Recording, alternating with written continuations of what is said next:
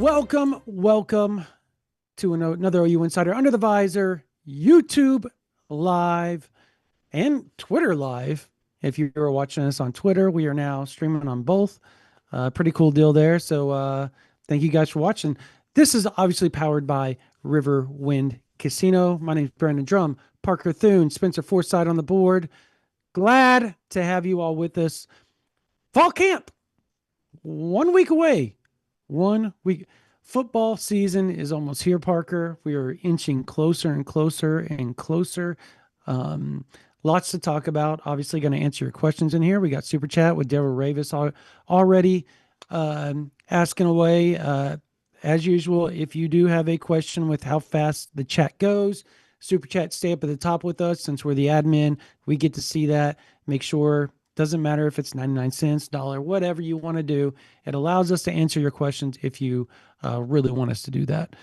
So just go ahead and do that. Also, we want to thank our sponsors before we get into all this, but we've got a lot to talk about, Parker.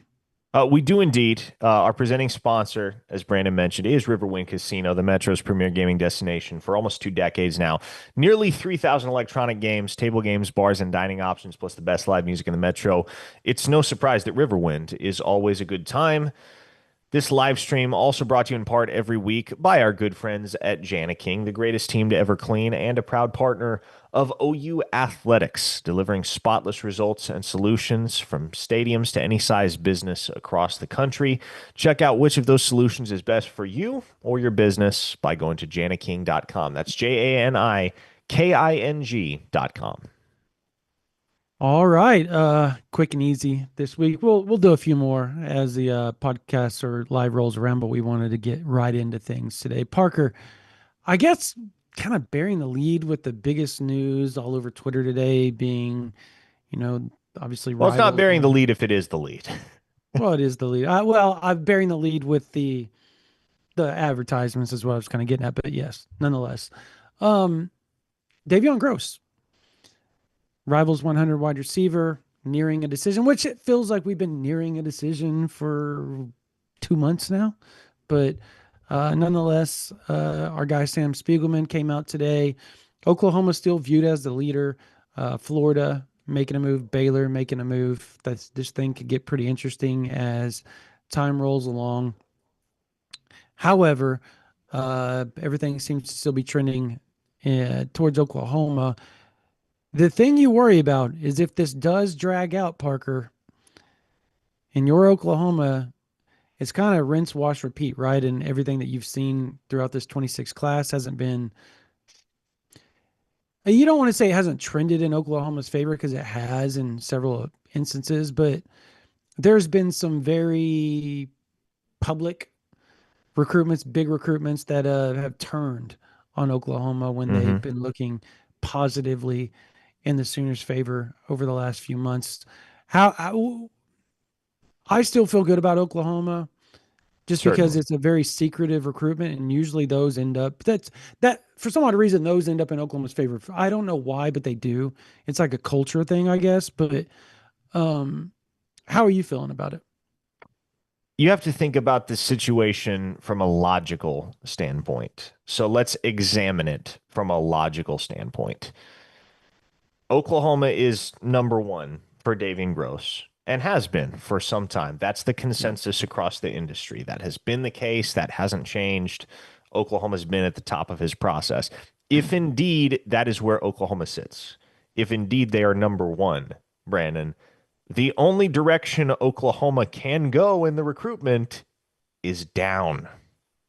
And therefore, because there is nowhere to go but down, what you don't want to do is see this recruitment drag out another several weeks or months, because the more time you have between, well, now or any other juncture in the recruitment and the actual decision, like the longer this all plays out, the more runway there is for another school to leapfrog Oklahoma. And so, look, our Sam Spiegelman reported today on Rivals that a decision is expected by the end of the month from Groce. And we're just over a week away from the end of the month of July. So you would anticipate this coming to an end very soon. If for whatever reason August hits and he is still uncommitted, Brandon, then I Mhm. think it's more than justified to be a little bit antsy about where this sits and where this is headed. Because at that point, it's only fair to wonder, well, why hasn't it happened yet? Yeah. No, that's that. I'm with you. I look. I believe Travis Wilson is the wide receiver coach there, so that obviously works in Oklahoma's favor. I mean, naturally, right? Like he's a very prominent alumnus that played in the NFL, and he's also at a school, right, in Frisco Lone Star that has been very very good to OU over the last what 6 7 years, maybe even longer than that. It I just through my kids playing some of the coaches down there on that team. They have kids my kids' age, and talking to people. It's a very pro OU area, so that also works in Oklahoma's favor. That said,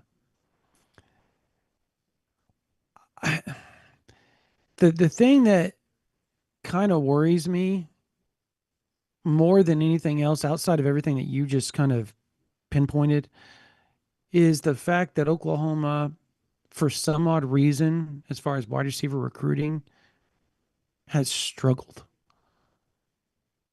They've struggled this cycle. It's horribly I bad.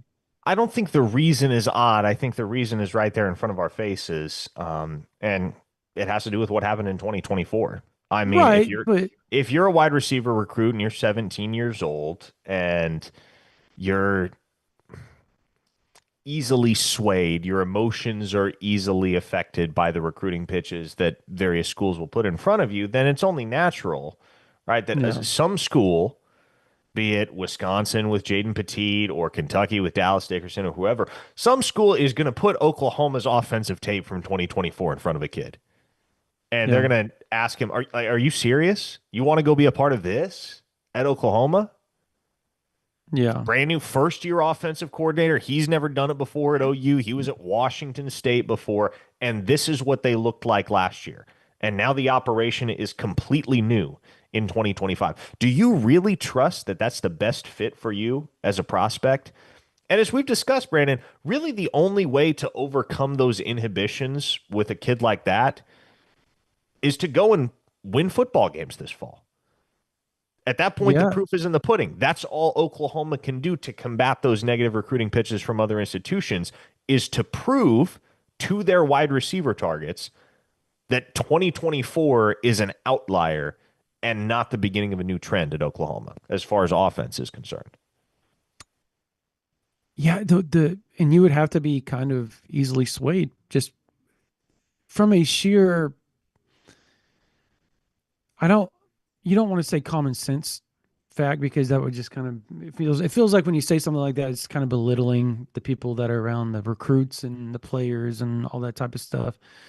But from a historical and trending manner, 2024 for Oklahoma is a complete outlier out of 25 years of the last 25 years of football for OU as far as passing the ball, Parker. It's an outlier offensively all the way around. Now, you could probably nitpick and go, well, what about 2014? And what about 2005? Okay. So now you have 3 years out of 25 seasons that you're going to sit there since the new era of football, the spread, the throwing the ball had become such a prominent aspect of college football and how it's the offenses are ran that people are easily swayed to go, do you not remember what happened last year? Because I think the flip side of it is, didn't Ben Arbuckle have Cam Ward and John Mateer at Washington State and do pretty good? Don't you think everywhere that they've gone, they've been super successful?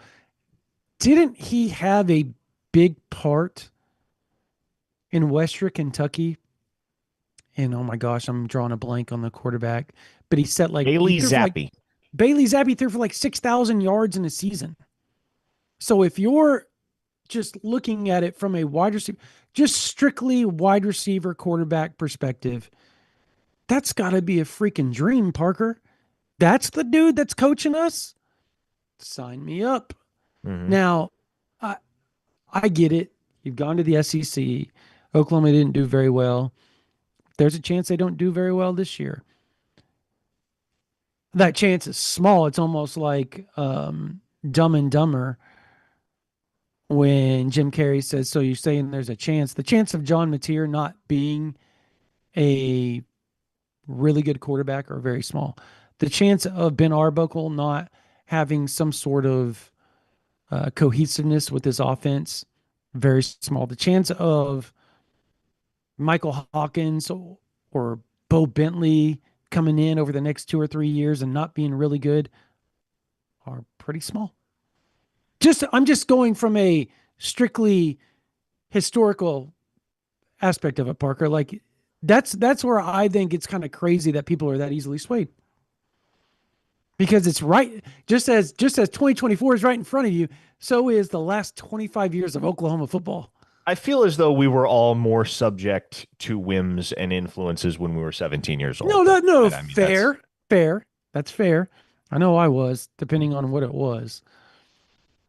Then I'm not going to go dive any deeper. and I won't inquire any further. Um, let's just go ahead and roll down to our first super chat. How about Okay, that? Daryl fair Revels enough. tosses $5. Thank you, Daryl. And he said, curious if Andy Bass will have a key role in the offense this year. Dude looks jacked. And yes, he He posted some looks like an photos action figure. today. And it's like, and Andy Bass, every so often, he's not super active on social media, but whenever he does pop out and put something out, it's like everybody collectively is asking questions about Andy Bass and his level of involvement, or projected level of involvement at Oklahoma again, because he is just such an impressive physical specimen. You forget that from time to time, and then there's the pictures of him curling weights or whatever it is, and he does look incredibly impressive, and he is and has always been an athletically impressive human being. However, at this point, he is almost 2 years removed from playing his last down of meaningful football because he suffered that torn ACL and meniscus in the state championship game in what would that have been late November of his senior year at Heritage Hall in 2023. And so since November of 2023, Andy Bass has been on the shelf a ton, and when he has been active, it's only been in a practice setting, right? We have not seen Yeah, him take a game snap at Oklahoma. And I think the window of time in which he was on the practice field participating for Oklahoma was still rather small. It was from about September of last year because he didn't practice in August. And it might have been October, actually. October till about December when he re injured that knee. So, hmm look, Andy Bass is a phenomenal kid. And he is, if you go back and watch his high school film, man, he truly is a special athlete. There's no taking that away from him. However, it also must be acknowledged that he is at a disadvantage in that running back room when it comes to the amount of reps that he's gotten under his belt over the last couple of years. And so when you're considering the element of preparation, it stands to reason that there are guys in that Oklahoma running back room that are going to be substantially more prepared to take on key roles in the backfield this fall. And you could see Andy Bass on the field, no doubt. But with how stacked that running back room is, and with the obvious knowledge that Jaden Ott is going to be inheriting the lion's share of the carries as really the Sooners' first true bell cow back since Eric Gray in yeah, 2022. I think it's fair to wonder whether there's enough snaps to go around beyond Ott for Xavier Robinson, Taylor Tatum, and Javante Barnes without one of those three getting left hung out to dry. So Torrey Blaylock in the mix as well, but him and Andy Bass, Blaylock and Bass to me are guys that are just going to have to wait their turn at this point. And I think most everybody understands it's primarily Jaden Ott's show in Oklahoma's backfield in 2025. yeah. I think I I don't think it's a bad thing that he starts out on special teams, right? Like I think that that should be I mean, that's a badge of honor for somebody to even get that type of experience at, coming off 2 knee injuries. And he's going to be a special teams guy. Like, if there was anybody on that roster right now that you would peg as gung ho, going to go out there and just absolutely lay the wood to somebody and buy all in with special teams, it's be Andy Bass. Like, he would be at the top of one of the tops of my list of guys that young guys. I'm talking young guys that maybe aren't going to see a lot of playing time in meaningful snaps, but that doesn't mean that he won't eventually get to that point as his career moves along, because his versatility is something that you could definitely see Ben Arbuckle use, because there's a lot of, and as far as just body structure, the way that he moves, he's faster than John Mateer, but as far as just frame and just body build, they have a lot of similarities, Parker. Like, they're very big, buff dudes that if you were to run Wildcat with Andy Bass, he would be perfect at it, because he also throws the ball like a actual college quarterback. Mm-hmm. Like, he's a phenomenal passer. And I know a lot of people look go, well, why isn't he getting a chance to play quarterback? Maybe that's a fair question, but the quarterback room's super deep. And I don't know that he's a quarterback. I've And never he thought he just was a quarterback. Never thought yeah, he was a quarterback he's in a good college. quarterback. He's not, and he was Yeah. a good high school quarterback. He was an amazing high school quarterback. I should phrase it this way. I should phrase it this way. He is a good thrower of the ball. He is not an SEC good thrower of the ball. And he's also 5'11", right? So his his ceiling was always pretty limited as a quarterback. He had Ivy League schools that wanted him to play Mm-hmm. quarterback, but pretty much all of his FBS interest was as an athlete because, I mean, he did track phenom in the state of Oklahoma, right? 100-meter champion as a junior in high school. I think he ran like a 10-4, 10-4 and change, something like that. So he can run like the wind. He's obviously bulked up, completely unafraid to absorb and initiate contact. And you Yeah. can take those traits and you can plug them in, whether it be at linebacker or slot receiver or wherever. And you can turn Andy Bass into a good college football player, even if it isn't at quarterback. And that was the vision that so many schools had for him, including Oklahoma. Yeah. And when he committed to OU, he said, look, the conversations I've had with the staff are that I'm going to play some running back. I'm going to play in the slot out at receiver. They're going to split me out. I may run at tight end eventually if I get big enough. And so there's a Yeah. variety of ways that Oklahoma will be able to deploy Bass down the line. But he's also somebody that, as we sit here tonight, he's got all 4 years of eligibility to toy with. And so He the does. clock's not really ticking on Andy Bass's time at the University of Oklahoma. So I guess on that note, I think there's a lot of the questions are, young guys. First off, the chat is just an absolute crap show right now. Everybody's fighting with Sandman in the He chat shows right up now. every week, man. Like He I does. I respect give the him props. dedication. I do. I I respect the dedication. Like I don't know how hot of a take this is.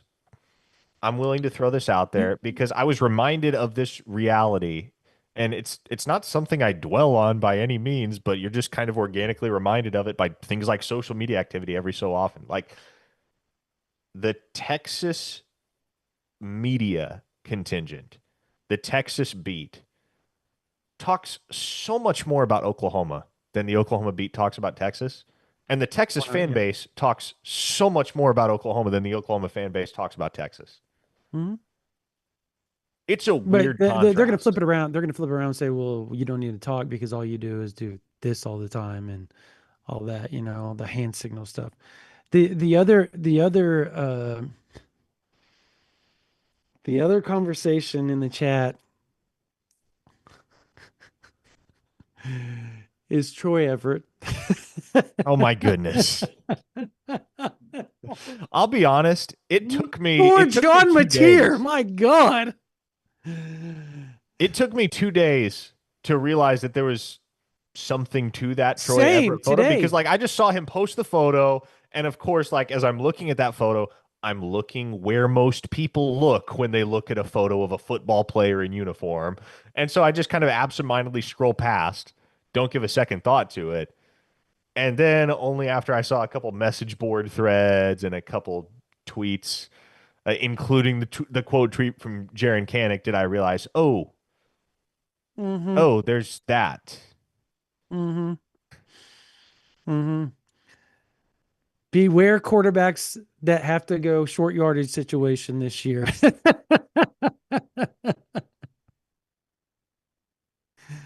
Sorry. I'm not sure where to go from They there. do they do say football is a game of inches. So Oh my gosh. Quit while you're ahead. okay. Quit while you're ahead. Move it I'm along. sorry.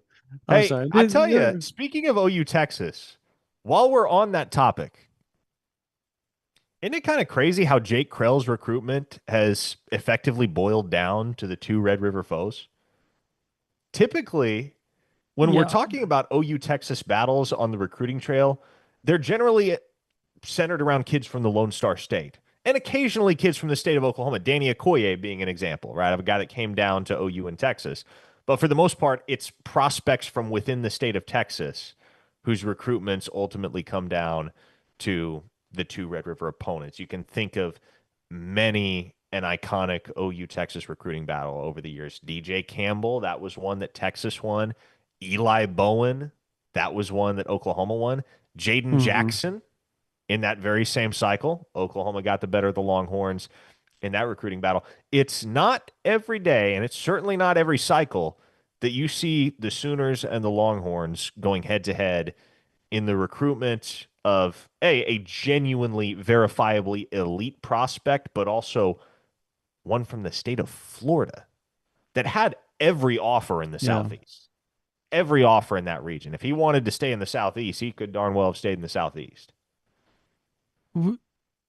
The whole story, we heard this before we talked to Jaron, or excuse me, um, we heard this before we to Jake. But before we talked to Jake at the 5 Star Challenge, we heard the story about him not, you know, doing the horns down with everybody because he promised that.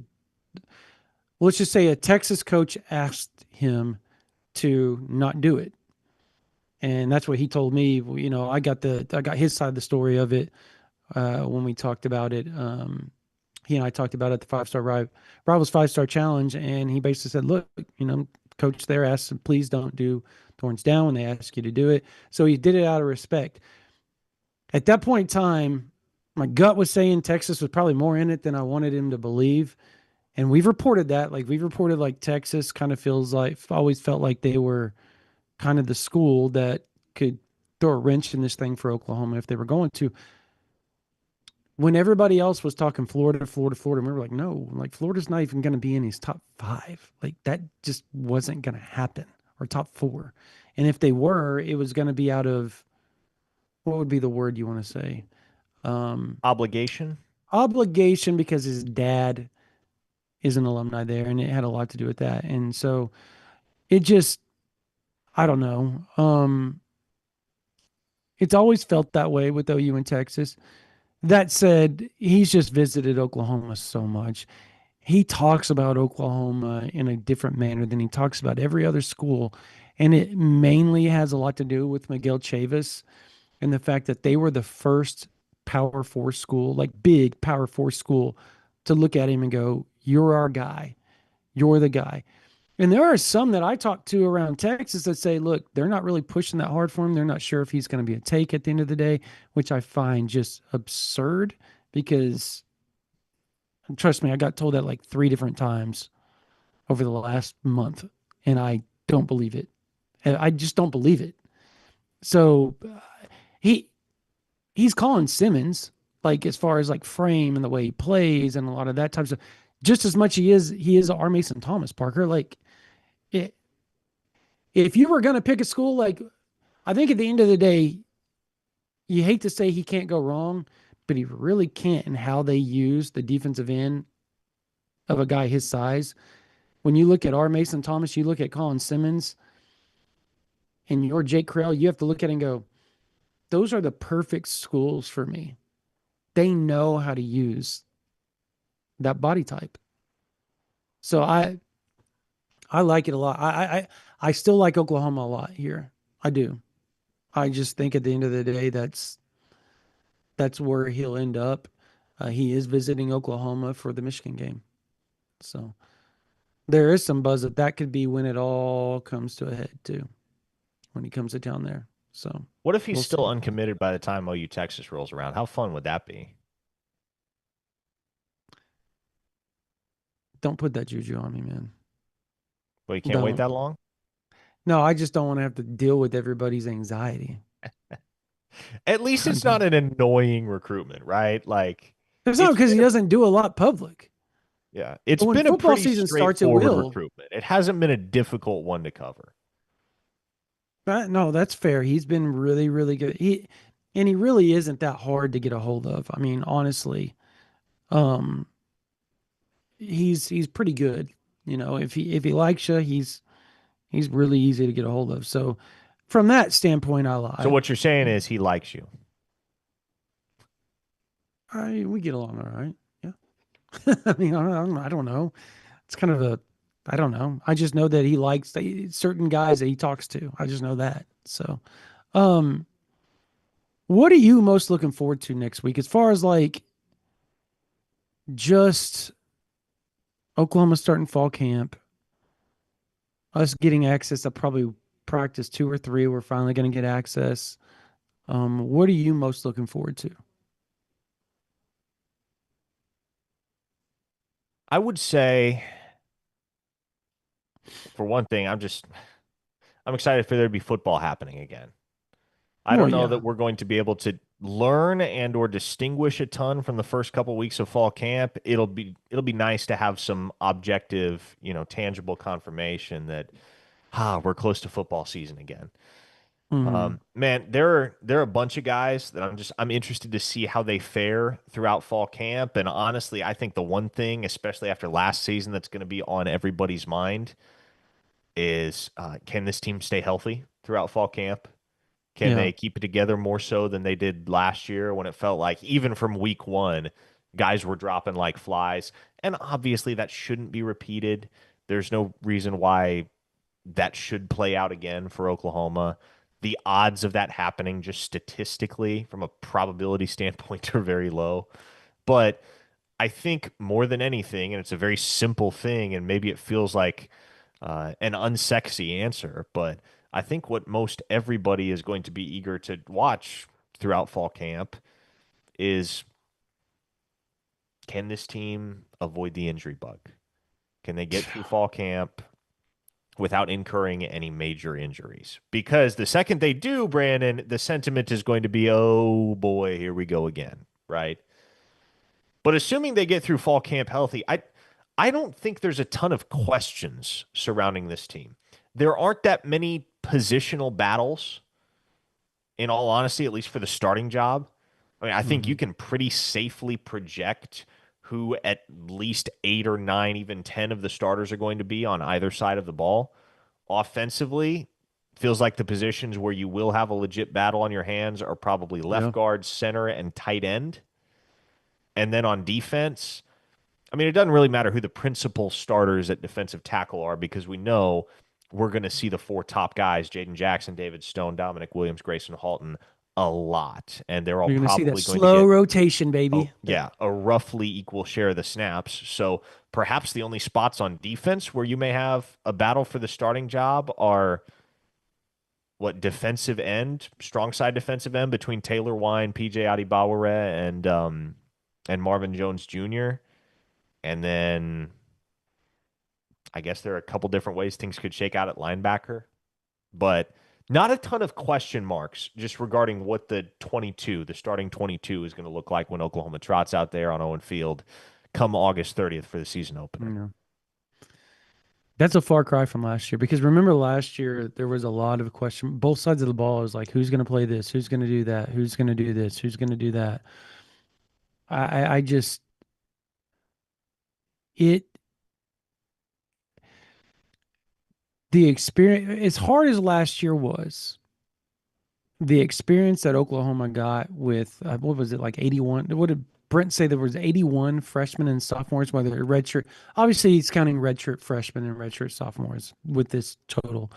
81 that got significant, meaningful snaps and didn't like total up to like 1,500 significant snaps as something absurd. Hmm. That in any other year that doesn't take place. As hard as 2024 was for Oklahoma, they're going to benefit from it. Like the depth that they have now is awesome. And you brought up Taylor Wine. I think we both kind of fully expect Marvin Jones Jr. is probably going to be your starting strong side defensive end. But R. Mason Thomas, didn't he just come out and say Taylor Wine and PJ are going to get starter snaps no matter who trots out there?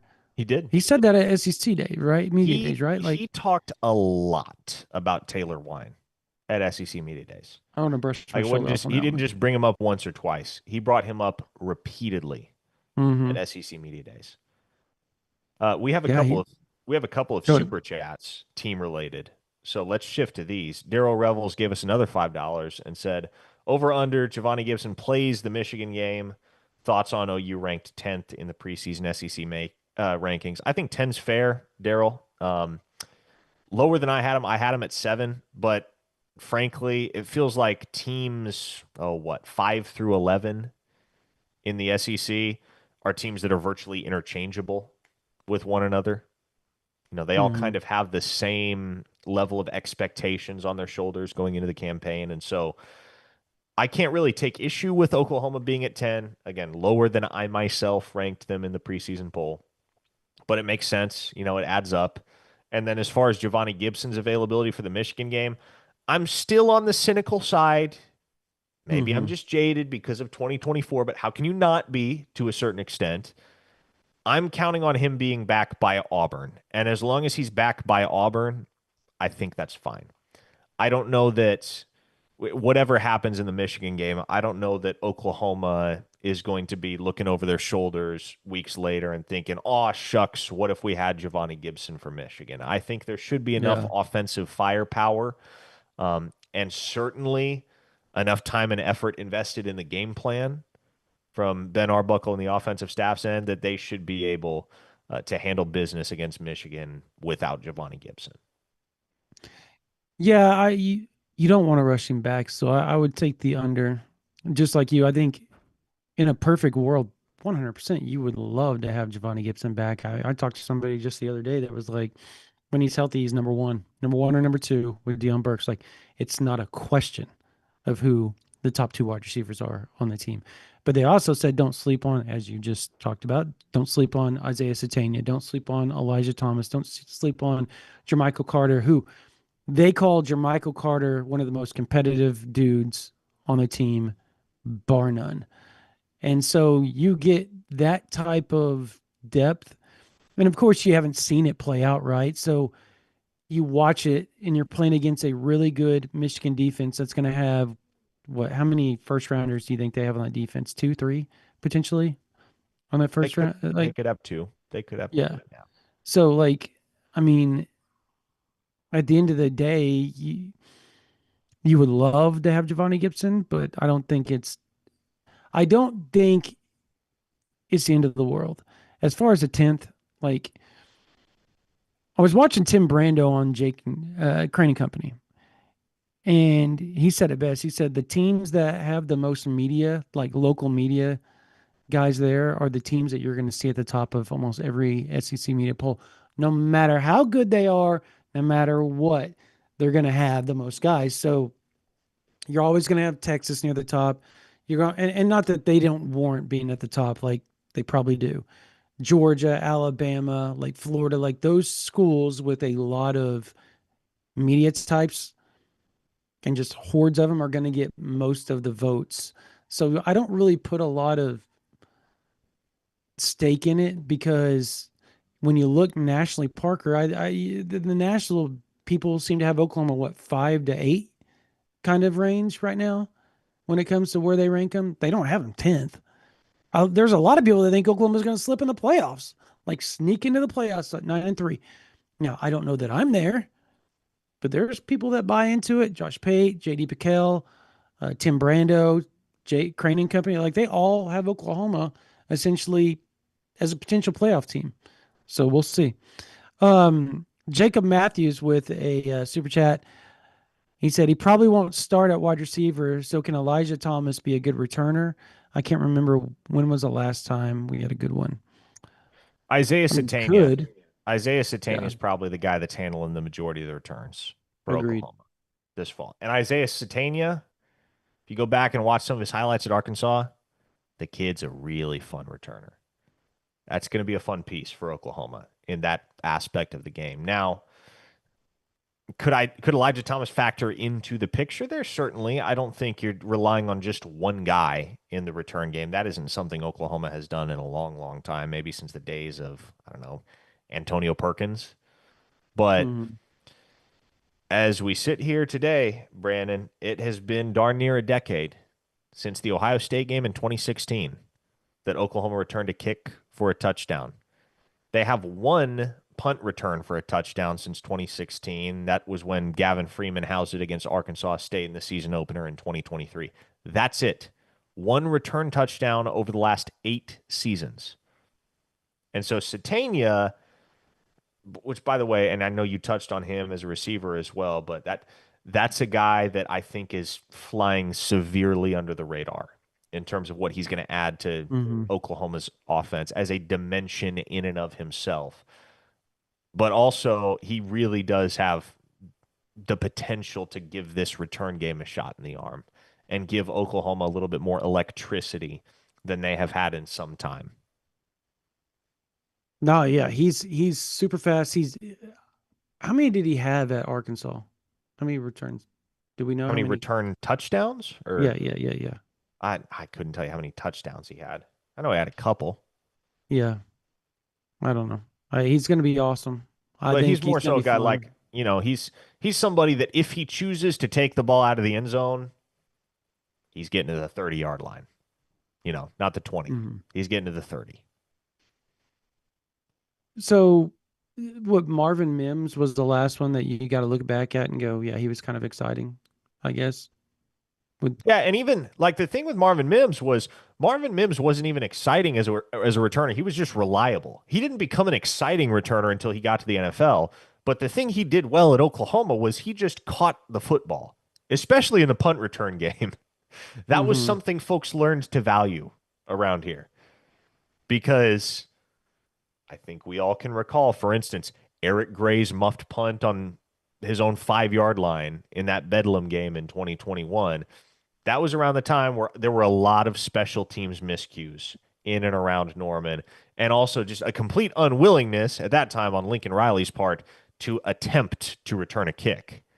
And so Marvin Mims, at a time where the Sooners were seemingly trying just about anything and everything in the punt return game to just attempt to establish some semblance of stability, Marvin Mims was somebody that, look, he was going to fair catch the ball 70% of the time, and he'd return 3 out of every 10 or so, but he'd get a nice chunk return. He'd get you 7, 8 yards on every punt return when he did choose to actually return it. But if Marvin Mims was back there to return punts, at least you knew that that ball was not going to land on the turf. He was going to catch it. Yeah. Before we get any further, just need to thank a couple of our sponsors. Roback, I know OU fans, men in particular, like their collared shirts, their pullovers, their hoodies. I know I'm a big fan of them. Right now, you can go to roback.com. You can type in the promo code OKLA or OKL20 and get 20% off on us. All you have to do is go to roback.com, type in OKL to get OKL20 to get 20% off. Uh, Roback has been proudly leading the NIL charge, having signed partnerships with multiple college football stars, past and present, and are becoming the go-to brand for college athletes across the country. Roback has released so many items within their new licensed game day collection, and it's our favorite. with novel polo designs and clean hoodie and Q-zip designs for some of your favorite schools. It's definitely worth checking out. Nobody else on the market is pairing this level of custom designs with this quality of activewear. Again, go to roback.com, type in, when you go to checkout, type in OKL20, you get 20% off on OU Insider. And lastly, want to thank Refine You Med Spa. If you've got a wife, you've got a girlfriend, they like the Botox, they like the lip filler, they like all that type of stuff. They like, maybe you're wanting to lose some weight. Um, they do a lot of stuff for men as well, whether it's nutrition, keeping you on a good diet, you're losing your hair. I mean, I'm losing my hair. They got a lot of stuff to help you get your hair back. Women, as far as skin tags or stretch marks, all that, they do a lot of skin removal or removal of spots on your skin. All you have to do is go to Refine You Med Spa, refineyookc.com, 405-849-5391 to get a free consultation. They don't sell procedures, they sell results. All right. Parker, before we finish all this stuff out, is there one player that nobody's talking about, fan, anybody that nobody's talking about that you think is going to surprise come fall camp and become a player for Oklahoma in the 2025 season? Well, Because I first think off, that's, go ahead. before I answer that question, I want to acknowledge we have a lot of people watching on Twitter right now. Yeah, And thank you some of us, no guys. doubt, some of them, no doubt, watching for the first time. And so, if you are watching for the first time, I would refer you to ouinsider.com, where you can find all of our exclusive team and recruiting intel. Just $1 for your first week on the Yeah, it's a pretty On3 good deal. network with us at ouinsider.com. So try us out for a week. If you don't like us, you don't have to stick around. No hard feelings. It'll cost you $1 though. A Yep. dollar for a week's worth of intel. If you like it, stick around. We'd love to have you.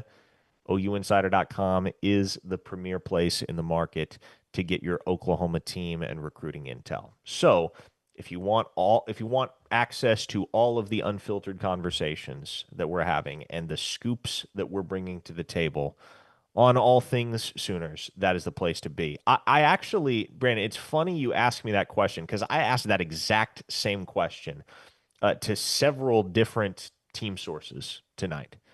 Just Hmm. reaching out, gauging stuff. Whoa, hang on.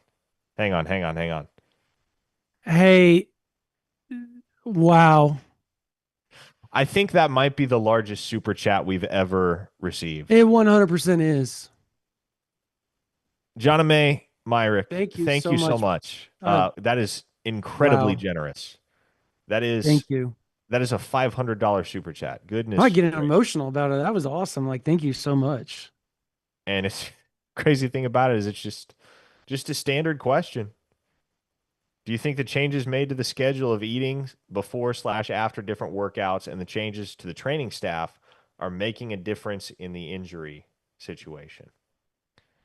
Um, as far as the injury situation goes, I mean, look, that's not really something that we're going to be able to reliably gauge until fall camp kicks off. But I mean, that's the hope and that's the expectation. That's why Oklahoma made the changes they did in the offseason, is because everybody was more or less dialed in, locked in on making sure that what happened in 2024 never happened again. I mean, that was, if not the A1 priority, Hmm. one of the A1 priorities for Oklahoma this offseason is just doing whatever they could as a program to get to the bottom of the injury bug and ensuring that they were in a place where they could ensure um, injuries happen less frequently, they happened less severely, and recovery timetables weren't continually kicked back the way that they were throughout the 2024 season. Yeah, you see the growth in just, was this the most weight, or you can probably even just say muscle weight that the teams probably put on between seasons that you can remember? Like good weight, like the bodies look like the way that they're supposed to look. Yeah, okay. Uh, okay, I feel like I get we, the pause. I get the pause in the question. I totally understand it. I But feel coming like from a that's scouting perspective, that's the what? type of thing I think, and the reason I want to eschew that is because it feels like that's something every single college football fan base tells themselves every single summer That's going into fair, but fall I'm camp looking at is the numbers. I'm looking at the sheer numbers of what we've noticed. I'm not talking like that dude looks like he's put on really good muscle. I'm talking like the sheer numbers. Because look how many 300-pound defensive linemen they now have compared to at any point that we can remember. It's what, doubled? That's not fair? That's fair to say, right? Like the amount of, because there that are a was lot of always an 300 issue. plus pound behemoths on this roster. It's a far cry from Speed D back in 2021, that's for sure. That's where I'm getting at. Thank you. That transition feels fully complete. Yeah, the P90X days are over. Um, which is probably one of the more funny Jerry Smith stories I've ever heard when he first got to Oklahoma. It doesn't matter now. We can say it. Um, he starts to get a tour of what everything looks like, and he sees like all this stuff up there that like The Benny whatever Wiley you want. stuff. The Benny Wiley. So it's a good way to put it. And he turns and he looks at the person giving the tour, and there's like three other people like taking notes, and he goes, "Get that P90X out of this weight room." And they had to like start just moving it out. So very Jerry Oh, Smith. Schmitty. Yeah, very Jerry Smith. We have another one before we get to your surprise question, the Yes. surprise player. Uh, Lynn's channel, thank you for the $5. Really, really appreciate everybody that's done the super chat. I came across a January in the quotation article about Michael Hawkins getting suspended. Was that a fake? Was that fake news? Get Yes. off of Facebook, folks. That is one of those That's Facebook clickbaits, is that's what it my is. encouragement to all of you. Get off of Facebook. Mm-hmm. Do not rely on Facebook for news because the amount of AI slop that gets posted on Facebook these days and catches people off guard and fools some people is just absurd. Get off of Facebook. No, that's yeah. Um, love the. If I Mark will say I'm a Zuckerberg or any of big. his I cronies is watching the stream, I apologize. Either clean up your site or I will continue to advocate for people to get off of it.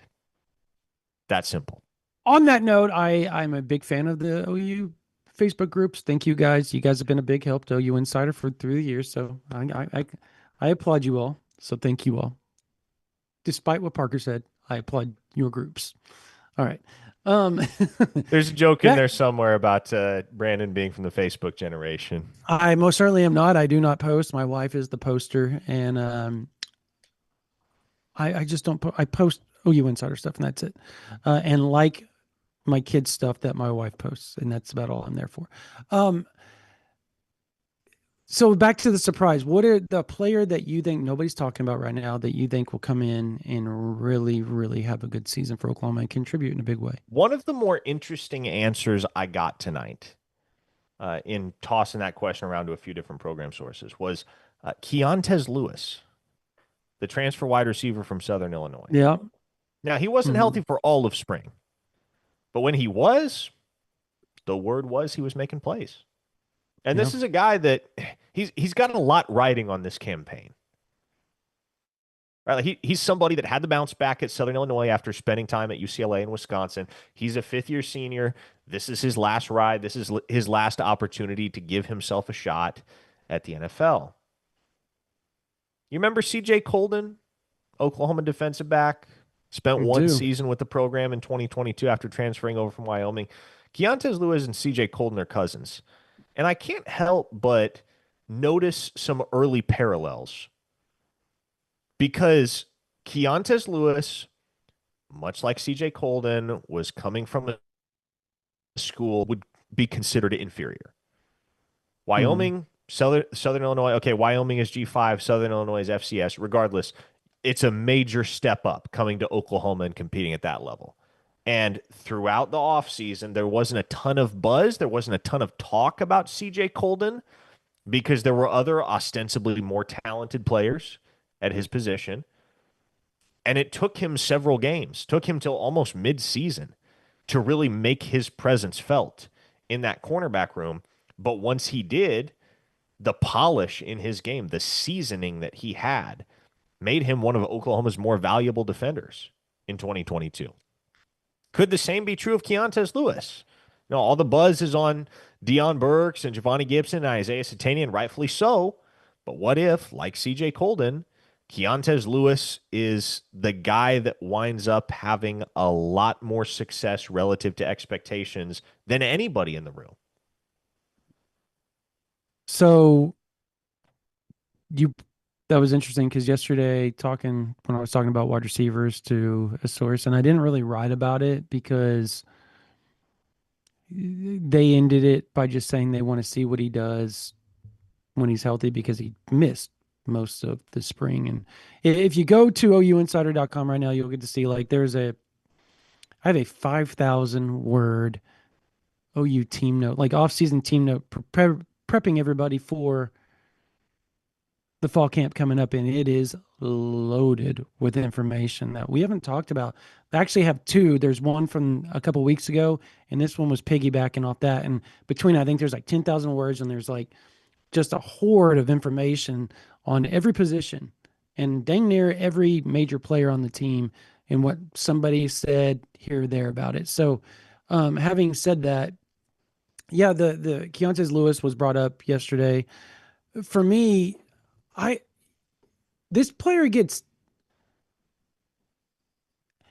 they they get talked about, but they don't get talked about enough. And for me, that's Kobe McKenzie. I just I like that. he doesn't get taught.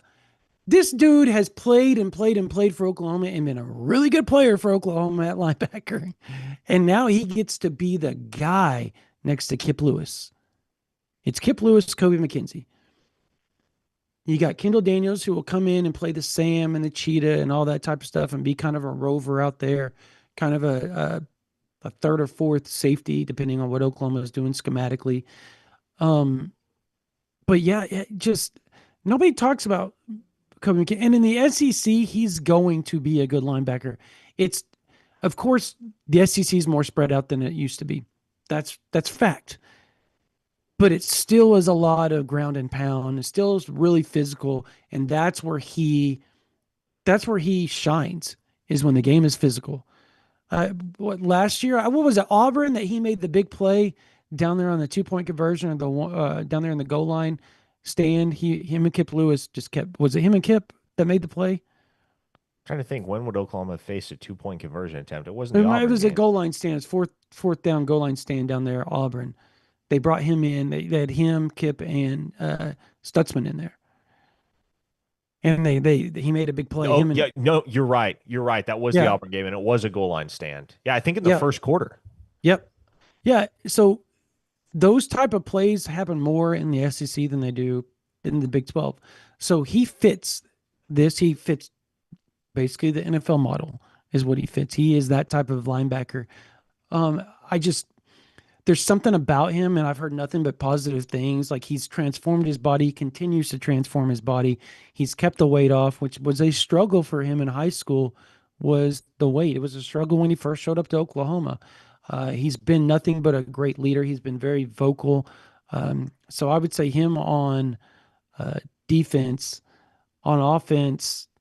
I mean, I was gonna say Caden Helms. If you asked me this a week ago, I would have said Caden Helms, but Caden Helms has been talked about so much over the last 10 days that it's really hard. We saw him, I think you and I even talked about it when he walked in of the indoor at camp, and we were like, good God, that dude, he looks like a tight end now. Like he And he's physically always looks like a looked fantastic, right? right, Like but I he's mean he looks yoked up now. Like he's different. He's different. I I think he's gonna be really good, Parker. I'm hopeful, man. One of those dudes, you root for him. You root for his success with all that he's been through. Um, 100%.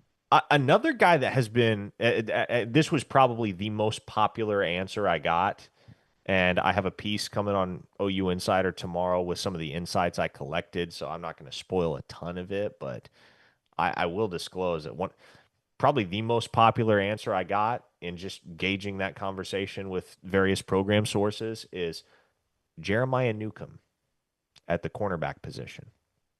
I've wrote about him quite a bit, man. Now, He's awesome. He's done keep really in well. mind here, keep in mind here, injuries have been a bugaboo for Gentry Williams. They have been a Hmm. bugaboo for Eli Bowen. And You Jeremiah. hope, you hope that both of those guys are healthy all season and available all season. In the event that they are not, Hmm. somebody's going to have to step up at corner, be it Cortland Guillory, who has been the subject of a lot of positive buzz coming in as a true freshman, or Jacoby Johnson, the rising junior, who is probably the freakiest athlete in that cornerback room, or Hmm. the rising sophomores. Well, I guess Newcomb's a redshirt freshman, but he and Davon Jordan were the two guys. And I mean, I think there's immense potential when we look back on that 2024 class. We may look back on that 24 class and think, man, Jay Valai hit a grand slam home run. Because Yeah. between Eli Bowen and Jeremiah Newcomb and Davon Jordan, all three of those guys could turn out to be really, really successful college corners. Yeah. For sure. I actually bumped into what day was it? Oh, it may have been Saturday or Sunday. I can't remember what day it was, but they did like it's called the horsepower lifting thing in Mustang, and Jacoby came up to watch his brothers. Basically, the town goes, and there was like 1,000 people there. Really weird to watch. It's cool. It's not weird. It's cool, and watch like Jaden O'Neal and Gabriel Osborne and people that have OU connections there a little bit, or former OU connections. They're doing their deadlifts to see if they can deadlift 225 or power clean, excuse me, power clean 225, and they get like a t-shirt if they're part of the club, 225 club and all that type of stuff. Um, by the way, Everson Alaska threw up like 300 easy. That dude is a freak. Um, but talking to Jacoby